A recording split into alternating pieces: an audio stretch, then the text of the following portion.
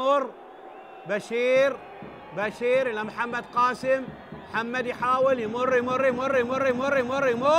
وجول جول جول جول جول جول جول جول جول جول جول هدف التعادل بالدقيقة 57 من عمر المباراة.